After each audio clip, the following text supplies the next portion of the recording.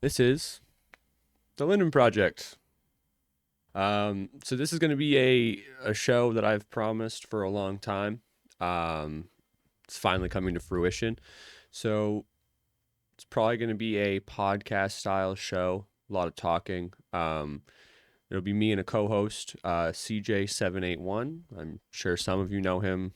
Uh, but basically, we're going to start this show just mostly as a way for us to get together and talk shit into a microphone. But also, it's going to be a way for us to display talent from the Malden or honestly, like North Shore area. Uh, you know, One thing about Boston, I'm sure all of you will agree, all of you know, Boston is toxic. A lot of people here are haters. That's just how Boston is. We're professional haters. So it's really rare you see talented people talk about other talented people. There are plenty of people from Massachusetts or from Boston who have made it somewhere or blown up or got big, but you never really see the support for them coming from Massachusetts. So I kind of wanted to create some kind of platform where we could just talk about these people.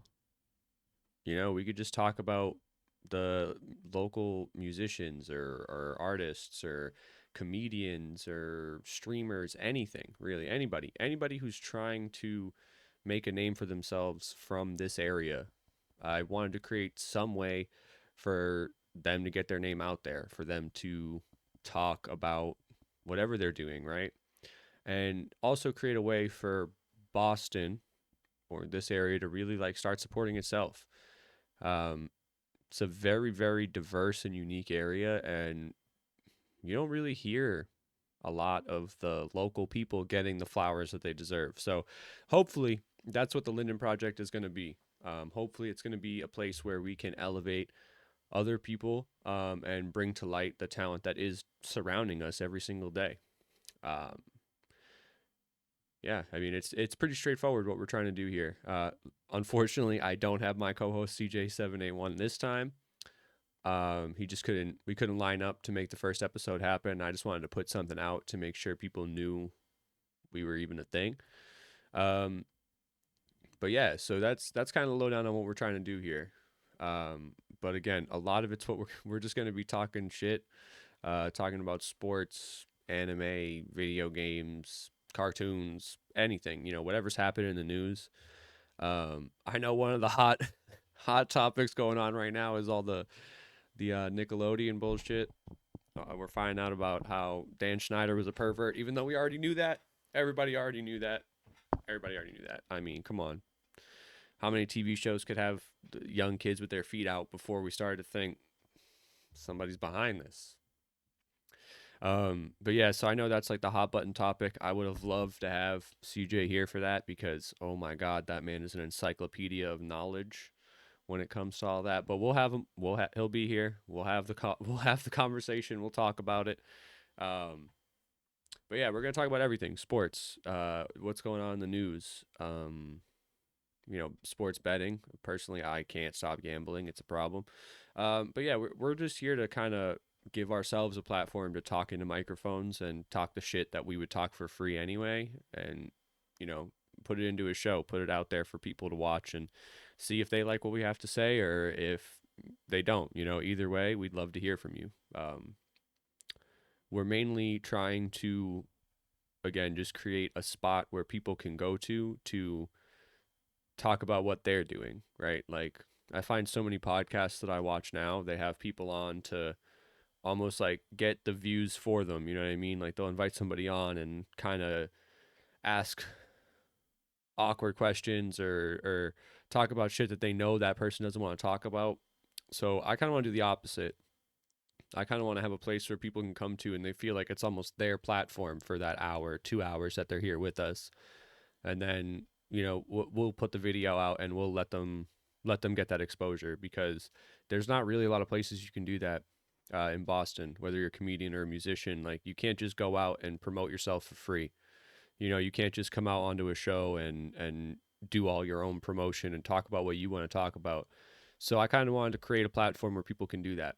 where you can come and talk about what you want to talk about or promote what you want to promote, but the the consequences you got to put up with me and CJ. Yeah, so I know looking forward into the future coming up, I have quite a few guests lined up. A lot of those people are rappers or musical artists or producers from this area. The main feature one that we're looking forward to is actually Jeffrey Ill. If you don't know who Jeffrey Ill is, he's the creator of the Linden Forever brand. If you don't know what Linden is, then man, you got to catch up. Um, Linden Forever means a lot to me personally. It's the first and only really like clothing brand or brand in general that I can like personally relate to. So Linden was a school in Malden that we all went to, Malden, Massachusetts. If you don't know where that is, again, you got to catch up. It's a school we all went to, and it was kind of like a weird bond that we all had, where it's like if you went to Linden, like you kind of all know each other and you all kind of keep up with each other. Obviously, like there's kids who were at that school that we don't talk to. It's not like we know 800 people. Like we don't have like an 800 friend group. We're not 800 deep. But there really is like a core group of people who like to this day I would consider really close friends, even though I haven't talked to them in years, some of them. But if we walk by each other on the street, like it's immediate. We know each other. We say hi, what's up? And these are people who I grew up with. Um, yeah, like it was almost like these people were, I spent more time with these people than my friends a lot of times. So Jeffrey Ill, he's the creator of Linden Forever. We're hoping to get him on real soon. He's also one of my closest friends. He is absolutely wreck. He'll be a great laugh to have on. He's really talented. He makes a lot of different kinds of music. He makes clothes. He does a lot. Speaking of Linden Forever and all those clothes, we're going to cut to a quick little ad for you. This episode of the Linden Project is brought to you by Linden Forever. Linden Forever is a clothing brand created and designed by Jeffrey Ill. There are a ton of different designs and colors available. My favorite one happens to be this one. It reminds me of like the old PS2 logo. You can get it in just about any color you want. Personally, I like the classic white tee look the best. There are even things like water bottles or mugs available for you to buy, so no more fighting over those Stanleys in Target. And of course, there are things like hats and other accessories too. There's even a little something for the ladies. So make sure you check out lindenforever.com and help support the creative minds that come from our small corner of the world. Welcome back. So we a lot of what we're trying to do here, like I said, is just kind of give ourselves a platform, give everybody else a platform. We're gonna get plenty of people on. All right, so today I'm going to air as the first episode of the Linden Project. Since it's just me, I'm going to show you two little segments. Every episode, I want to have a couple things that we stay constant, so everybody has something to look forward to in every episode that you know is going to be a part of it, whether we have a guest or not. So the first thing is I'm going to cover just a little bit of the sports news. Now, let me take my microphone out. Let me get serious here. This is the sports news. So basically, I just want to cover kind of what's going on in the sports world right now. So today is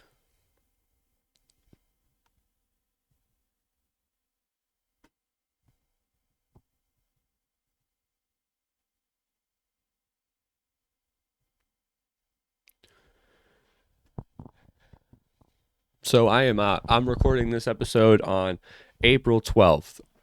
So we're just going to kind of go over some of the biggest headlines in the major sports, and we're going to talk about them a little bit. Maybe they're funny, maybe they're not, but we're gonna talk about what's going on in sports. So first of all, the first major headline that we have is O.J. Simpson died of cancer at age 76.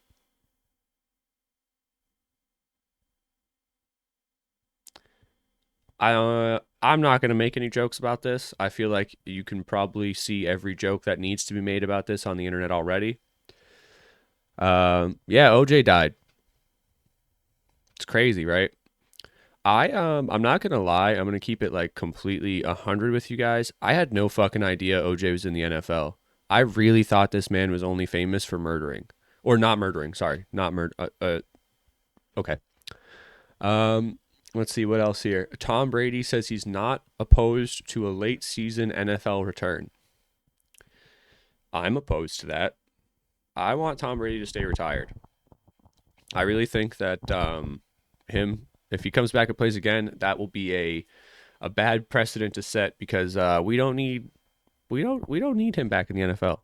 Yeah, he might win. Yeah, he's great, but like I don't. I'm tired of Tom Brady. I want to see new people play football. Right? Like next thing you know, Peyton Manning comes back. They got to get a helmet 3 sizes bigger than the biggest helmet they got because of that big dome piece. Brett Favre retires. Like, just stay retired. Become a coach. Go be a coach and then win a ring over Bill Belichick. That would be fucking crazy. Oh, Bill Belichick doesn't have a job. Right? Like, imagine Tom Brady goes and gets a head coaching job and then just wins the fucking Super Bowl. Right? Cement that legacy for sure. Don't play football anymore. Don't come back. Ravens lost 15 players in free agency this year. Holy shit. Holy shit. How do you make it that far in the playoffs and then lose 15 players? Maybe they'll be better. Who knows? Who knows? But 15 players is a lot. Let's see what else is in the NFL.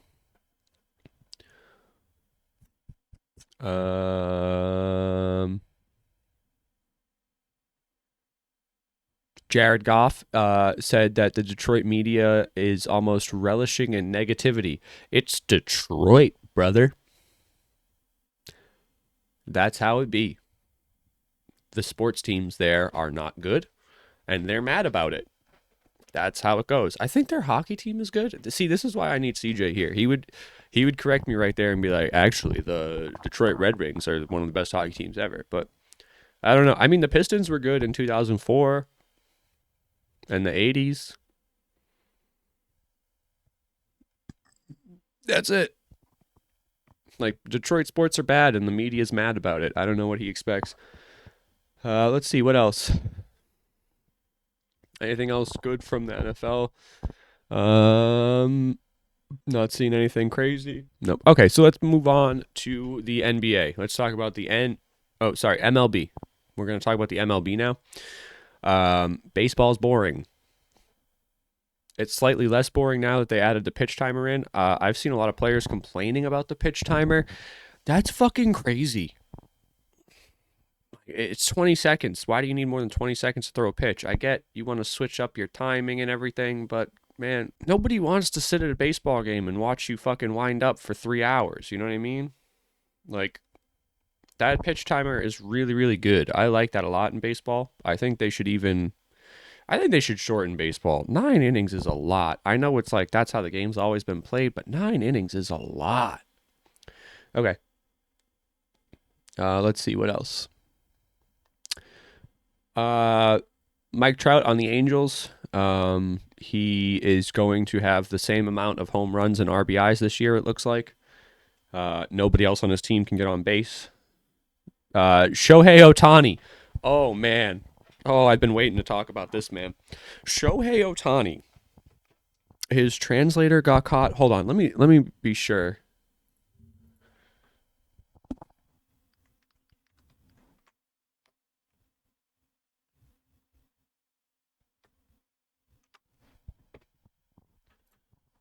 Okay.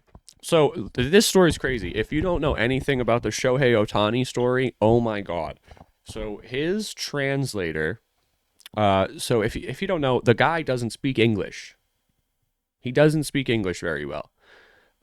So he's on the Dodgers now. He got paid a fuck ton of money to play for the Dodgers, and they found out that his interpreter, who is no longer his interpreter, stole about $16 million. So here's two things. I can tell you two things for sure based off this case. Number one, baseball players are paid way too much money. The reason I say that is if this guy was able to steal $16 million and Shohei Ohtani didn't even notice,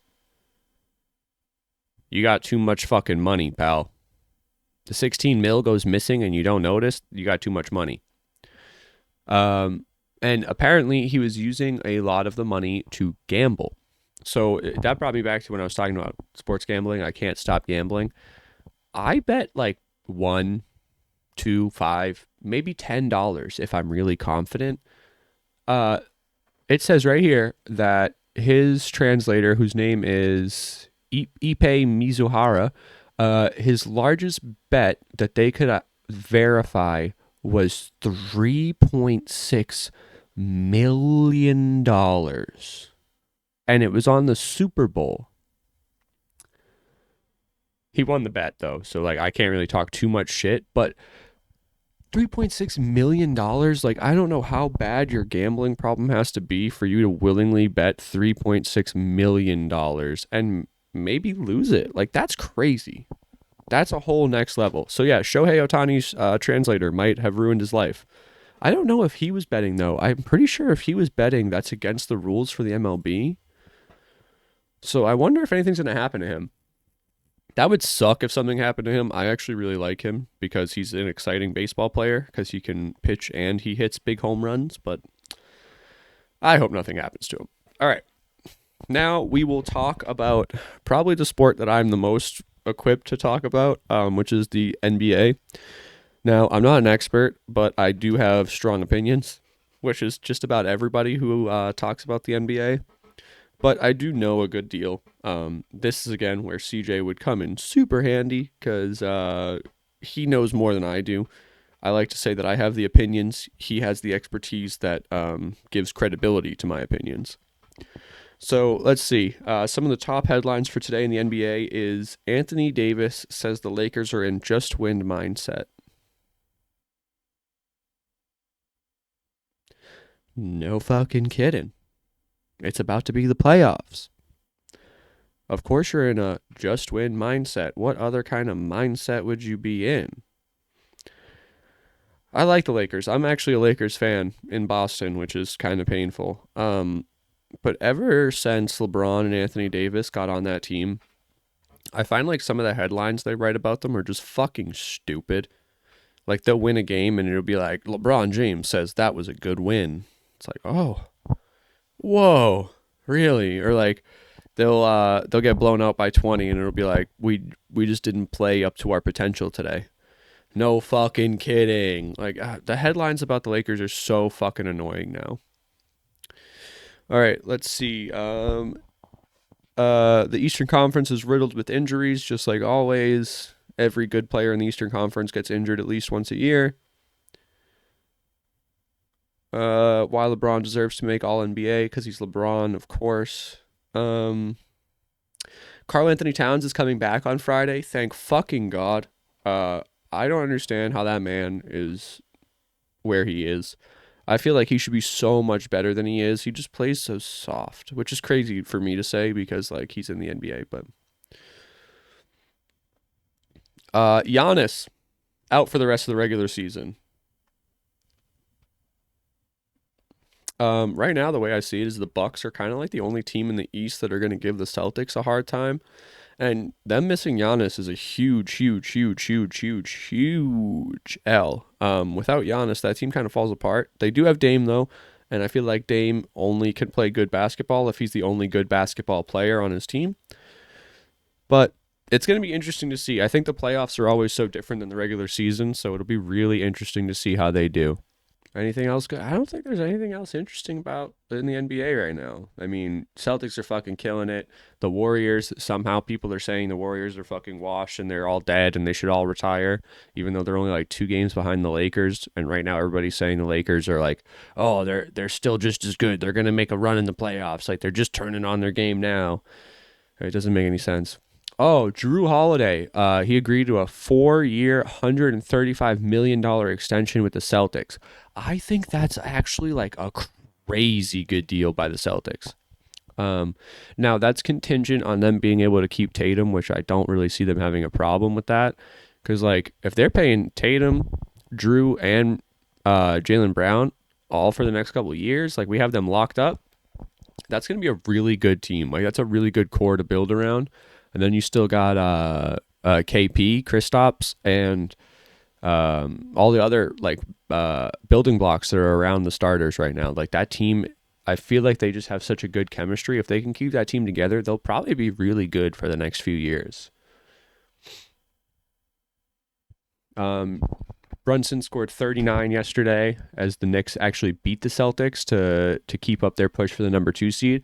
The Knicks are actually really, really good. I love that Knicks team right now. Jalen Brunson, like, oh my God, he's just one of those stories where he was a player who out of nowhere just turned it on and started to become really, really good. I really actually like their team a lot. Him and Julius Randle have this weird kind of chemistry that works out. But it's so good to see the Knicks be good again because they're such like a storied franchise and they've just been dog shit for years. I'm happy to see them playing well. Okay, now some not so good news. On April 11th, it was reported that ex-Trailblazer Ben McLemore is facing rape charges and other counts. Yikes.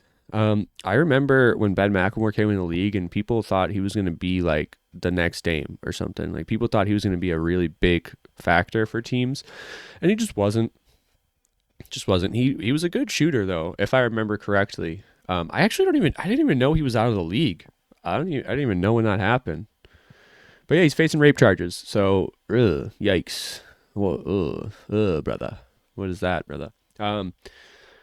Oh, Gilgeous-Alexander. Okay, so I think Shea Gilgeous-Alexander. I feel like I say his name wrong all the time. That kid's the truth. That kid's going to be fucking crazy in the next few years. He's really, really talented. He's carrying that OKC team like on another level. He honestly reminds me of Dame in Portland. Like they kind of have the same impact on their team, which is it's really cool to see a young kid doing that.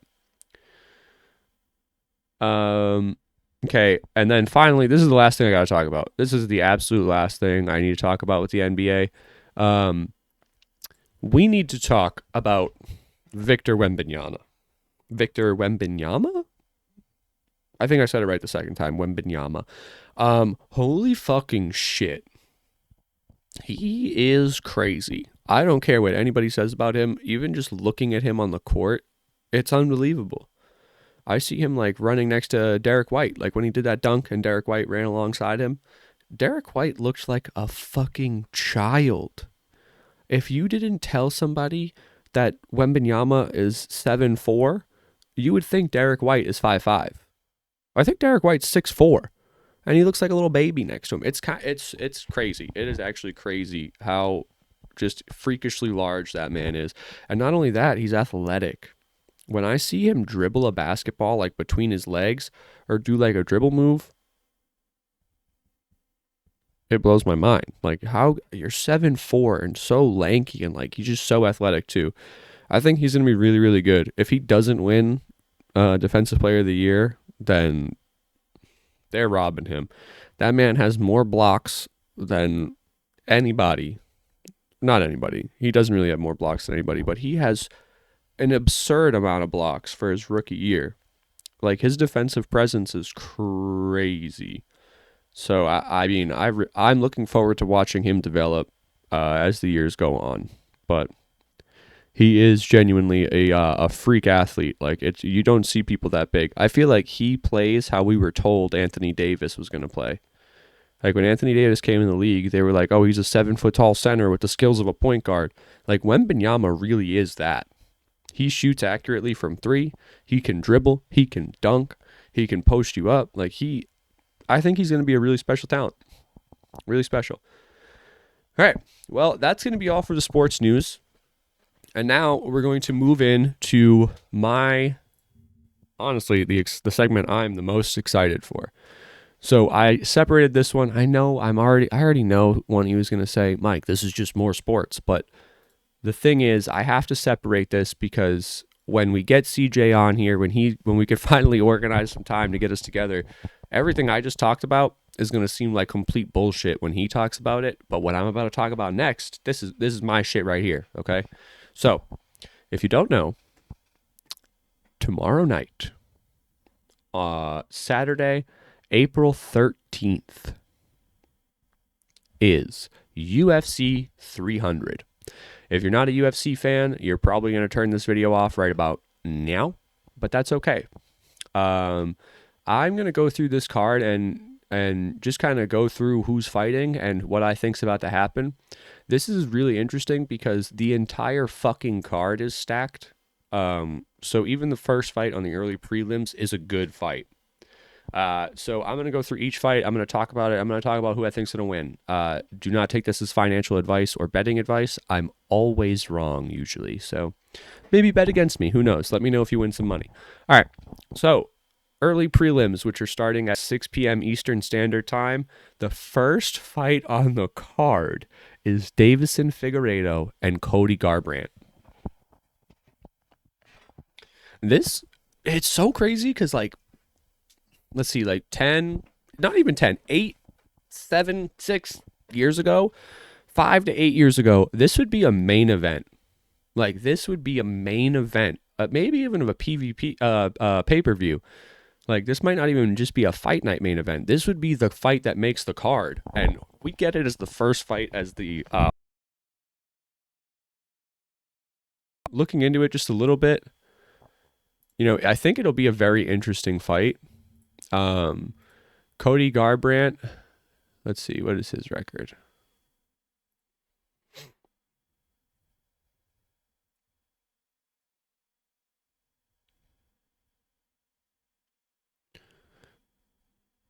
Cody Garbrandt is 14-5 right now. His last 2 fights are both wins, so he has 2 wins in a row over not really like strong competitors, but pretty good. And the last 2 people he lost to are strong competitors in Rob Font and Kai Kara France. So, he's coming off a couple wins, one a decision, the next one a finish. I think he knocked him out in the first round. So Cody Garbrandt's coming off a couple wins, while Davison Figueiredo, I actually think he's also coming off a couple wins. Let me be sure. Just 1 win. So he just actually beat Rob Font, who was one of the last people to beat Cody Garbrandt. And then he's coming off, after that, he had 3 fights with Brandon Moreno where he lost 2 and picked up 1. So here's the thing, right? Like, Figgy fought Moreno to a draw back in 2020. Then he got subbed by him. Let me be sure. Yeah, then he got submitted, and then he got knocked out in their 3rd fight. So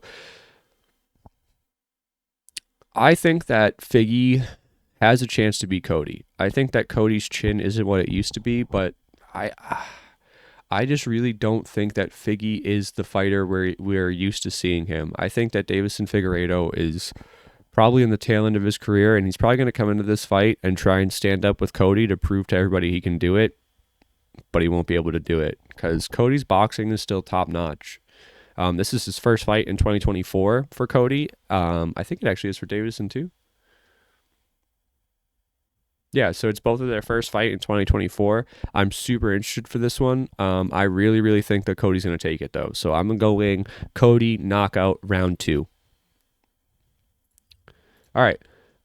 Next fight is Bobby Green versus Jim fucking Miller. Now, Bruce Buffer apparently has said that because it's going to be on ESPN, he will not be able to add that fucking in for Jim Miller. However, I'll do it for him because, god damn it, I really wanted to see that happen. This fight could go either way. They're both veterans. Bobby Green's 31-15 with 31-15-1 with 1 no contest, and Jim Miller's 37-17-0 with 1 no contest. So it could go either way. I think that Jim Miller, being the only person to fight at each of the 100 marks for UFC, I think he'll take this fight. I think he has a little bit more to fight for. And plus, Bobby Green's last few outings haven't been really good. I'm pretty sure he's been knocked out in his last 2. I don't want to keep checking everybody's stats for you. I kind of want to just talk off what I know. So I'm pretty sure Bobby Green's got knocked out in his last 2. Maybe he won his last one. But I think Jim Miller got that one. I'm going Jim Miller. I'll probably go Jim Miller decision. All right. Next, we have Jessica Andrade versus Marina Rodriguez. I really don't know much about Marina Rodriguez, but I do know that Jessica Andrade is a scary, scary person. So just based on that, I'm going to say Jessica Andrade probably wins this one by knockout round 2 or 3. late in the fight. I don't see a first rounder coming there. The next fight is the last one in the early prelims. We have Jalen Turner versus Renato Moicano. This is a 50-50 fight too. They're both really talented. Jalen Turner's 14-7, while Renato is 18-5. I can honestly see that I could see Jalen Turner taking this one, just because Jalen Turner, I feel like, has fought better competition than Renato. But it could go either way. If it goes to the ground, Renato's probably gonna tap him. So I'm gonna say that this one is Jalen Turner by decision. Actually, no, I take that back. I'm gonna go with Renato by decision. I think he might be able to control him for a majority of the fight. All right, now we're on to the prelims. So the first one is Sodiq Yusuff versus Diego Lopez. I don't really love either of these guys. Sodiq Yusuff's 13-3. Diego Lopez is 23-6. I'm not in love with either one of their games. It's a featherweight fight. It's the first one of the prelims. It should be a good fight. I'm going to go with Diego Lopez by decision just based on experience. Okay, now if you are somebody who loves to take the underdog, this next fight is for you. We have Holly Holm, the queen who kicked Ronda Rousey right out of the UFC, versus Kayla Harrison. So Kayla Harrison, if you don't know who she is, just look her up. Go on Google, Kayla Harrison, and then click on images. She's fucking jacked. Like, not UFC fighter jacked, like anime protagonist jacked. She's scary. I believe Holly Holmes is a huge underdog on this. Let me see. Let me pull up the odds for you, because I think this one is actually really steep. There's actually another one on the main card too, which I will talk to you about. I will go over some good bets I think you could place for the main card as well. But this one's almost too funny to not talk about. Let me just pull it up. UFC 300. Okay. More UFC. Come on, where are all the fights? So Holly Holm, oh wow, it is actually way closer than I thought. Kayla Harrison is the favorite. She's the minus 455. I actually thought it was going to be way worse than that. I'm pretty sure it opened up with Kayla Harrison being like minus 1,000 and Holly Holm being like plus 1,000. So it was pretty steep. It's actually evened up. Holly Holm has hands. She can fight. She can box. She can kick. I just don't know if she'll be able to keep up with Kayla Harrison's strength. I feel like this is one of those almost changing of the guard fights where it's like the old Top Gun is going up against the person who they think is going to be the next one. Holly Holm, I almost see her as like a gatekeeper for that bantamweight division right now. She's somebody who, if you want to be at the top, you have to fight. So it could be a good fight. I really do think it will be a good fight. I think it's going to be closer than most people give her credit for. But I do give it to Kayla Harrison by knockout, probably round 3. It's either going to be 1 or 3. It's going to be in the beginning or at the end. I think that middle round is going to be non-eventful. All right. Next, we have Calvin Kattar versus Aljamain Sterling. Now, this is going to be I think this low key will be one of the bangers of the night. Calvin Kattar is a really good striker. But Aljamain Sterling is a really good wrestler. So it'll be interesting to see the stylistic matchup. Calvin Kattar's 23-7, Aljamain Sterling's 23-4. So they have the same amount of wins. Calvin Kattar has 3 more fights. And Calvin Kattar is the dog. He's a plus 145. So the favorite, Aljamain is the favorite right now. But Calvin Kattar is from Massachusetts. I'm pretty sure he's from Springfield. I think, yeah, he's from out west in Massachusetts. So I got to take Calvin Kattar. I will take, and Aljamain Sterling just got knocked out by Sugar Sean. I'll take Calvin Kattar by knockout round 2. Yeah, round 2. I'll say Calvin Kattar round 2 knockout. Again, take it with a grain of salt. All right, the next fight, this is actually probably the fight I am the most excited to watch on this card, which is kind of crazy. It's the main event of the prelims. It's Yuri Prohaska versus Alexander Rakic. And This fight is dead even. They're both minus 110. It's a 50-50 split. Nobody really knows who's going to win this fight. I don't even know who's going to win this fight. I don't even have really a guess. I think these guys are going to go in there and just fucking swing at each other until one of them dies. Yuri Prohaska is one of the most unique and scary, unpredictable strikers I've ever seen. So I'm going to go with Yuri Prohaska is probably going to take this one. I'll say by decision. I think they go the distance. Okay, up next, this is the fight, baby. Okay, so this is the one that if you like betting on the dogs, this is the one for you. So, Bo Nickel versus Cody Brundage. Bo Nickel is 5-0 in the UFC. Cody Brundage is 10-5. Cody Brundage is a plus 900 dog. I bet $5 or $4 on Cody Brundage, I believe. Let's see. Yeah, I put $4 on Cody Brundage to win 48. I got him at plus 1100. So I don't think he's going to win. I'm almost positive that Bo Nickel is going to win this fight. However, I bet on Cody Brundage purely because the odds are crazy right now. Yeah, the live odds have him at a plus 900 right now. So Bo Nickel is minus 1600 favorite. It's actually crazy. He's 5-0 though, so he's undefeated. I really think he's going to win. Even though I bet against him, I'm going to take Bo Nickel by knockout, whatever round you want. Next, we have Charlie Olives. So Charles Oliveira versus Arman Sarukian. Charles is 34-9. He just lost the belt not too long ago versus Arman Sarukian, who he's been climbing the ranks, honestly. He's been really impressing me lately. See, this is going to be a really good fight. I feel like Charles, the biggest thing with Oliveira is recently he's been trying to stand and trade with people a lot. He's like one of the craziest submission artists the UFC's ever seen. I think if he takes Arman down early, he wins that fight. If Arman is allowed to stand and kind of trade with him and control the pace, I think Arman ends up winning a long fight. But on good faith, I think that Charlie Olives is coming back. He wants that title back.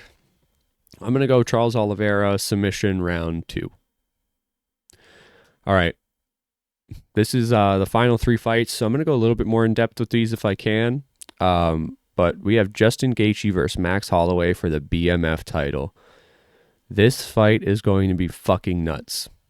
This is probably 2 of the most electric strikers in the UFC right now. Justin Gaethje throws absolutely ham fists full of power. He is a crazy man. He will walk right through your flurry of strikes to land one punch on you, and that punch will kill you. That head kick that he knocked out DP with was absolutely insane. Nobody saw it coming. It was the same exact head kick that Leon Edwards knocked out Kamaru Usman with. It was a crazy, crazy strike to throw, and he landed it perfectly. Dustin Poirier even blocked it a little bit, and he still got knocked out. So, I mean, Justin Gaethje has the power. But remember earlier I said Calvin Kattar is a good boxer? He has some good striking. Max Holloway made it look like that man had never attended a boxing class in his life. Max Holloway is the truth when it comes to boxing in the UFC. I really, really, really, really don't know how this fight's going to end. I don't know who wins. I don't know what happens. So I'm not going to even venture a guess. Because of that, I'm going to go absolutely crazy and say this one ends in a fucking draw. How about that? 5-round draw for the BMF title. They're both the BMF. Please don't make these guys fight again. Then we have the Women's Strawweight Championship. We have Weili Zhang versus Yan Xiaonan. I know I didn't say that right. I'm sorry, Yan. You're a very scary, scary person. Please don't beat me up. I think that fight is, again, it's going to be tough. They're both very scary fighters. They're both really scary strikers. And especially in this division, I feel like the women's strawweight is where we see the crazy knockouts happen for the women.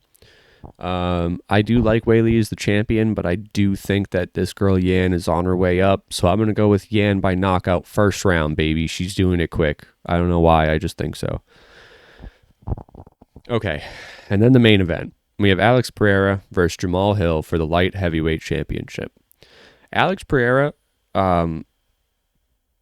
is maybe the fastest grown champion in UFC history. He came in and He has 11 fights in MMA, and he's had 2 championships already.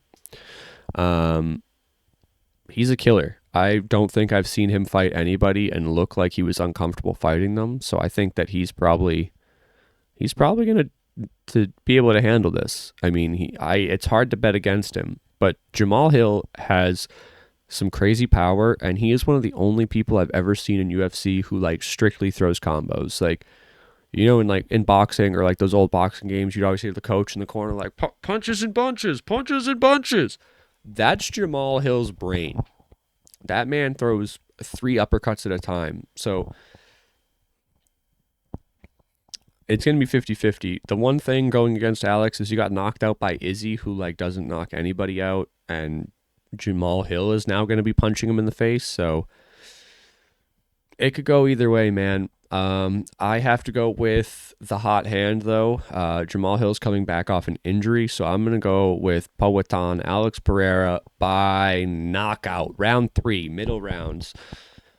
Yep. And those are my predictions for UFC 300. That's my review. Let me know what you guys think. Let me know if you agree, disagree. And yeah. So that's pretty much going to wrap it up for my first episode of the Linden Project. I know all we did today was really talk sports and listen to me rant a little bit about what this show's about, but that's the first episode, right? That's what I had for you. So, things to look forward to. We're going to have CJ781 joining me real soon. It'll be a little bit more exciting with the co-host. I hope you guys, tune into that episode. I hope this one didn't scare you off already. Hopefully we'll have some good guests on soon, and hopefully you tune in to watch them. I hope you enjoyed this episode, and of course you can follow us on Facebook, The Linden Project on Facebook. You can follow us on YouTube, subscribe, The Linden Project on YouTube.